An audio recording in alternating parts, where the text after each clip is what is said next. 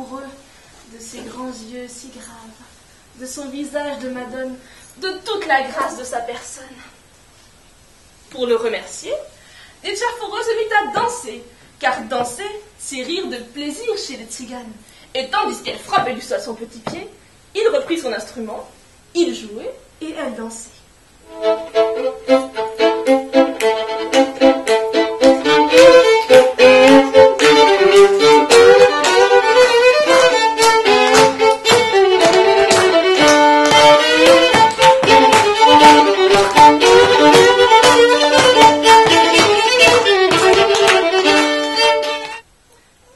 Ils savaient que selon leur tradition, un garçon et une fille ne doivent pas se voir seuls, et que s'ils étaient surpris ensemble, jamais ils ne pourraient se marier. Pourtant, il ne pouvait s'empêcher d'aller la retrouver, mais dans le plus grand secret. Là aussi, il eut recours à la magie. Un soir, en la quittant, il cueillit la feuille d'un cèdre. Il se piqua une veine du poignet avec la pointe de son couteau et laissa tomber quelques gouttes de faux sang sur cette feuille, tout en prononçant son nom, Yanachi. Lorsqu'il entendit la rivière lui murmurer. Quand on aime comme toi, jamais l'on ne s'aimera.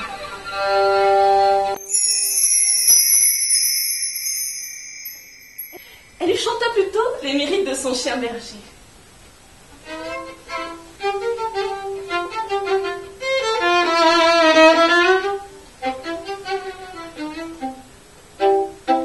Regarde, un agnelet marche sur sa tête. Copé, ne bouge plus, ah, la bravette. Toutes les brebis peuvent lui faire confiance. Copé est un chien au cœur immense. Comme Netchafouro ne savait pas nager et que le courant de la rivière était très fort à cet endroit, elle aurait dû couler et mourir. Mais les flots la portèrent très loin, vers le delta. Très rapidement, après cet heureux événement, Netchafouro retrouva sa curiosité naturelle et sa façon si musicale de s'exprimer.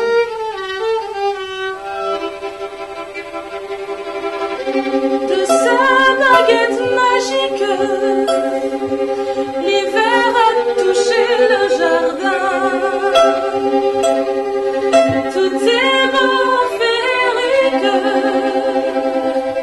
les oiseaux viennent des sapins. La lune ne cesse sa place au soleil.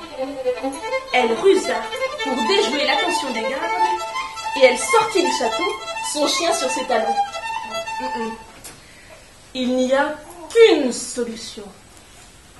Elle nécessite beaucoup de courage de ta part. Il te faut danser la danse des Calus, cette fameuse danse qui éloigne le mal. Immédiatement après, sans prendre de repos, il te faut chercher dans le lit de la rivière un galet bleu de rêve qu'elle a poli depuis 6000 ans. Et une de ses belles tresses fut coupée.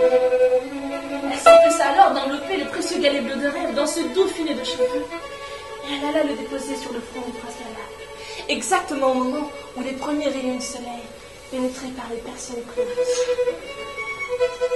À cet instant même, le prince Mihai ouvrit les yeux, sourit, et chacun put constater qu'il était entièrement guéri.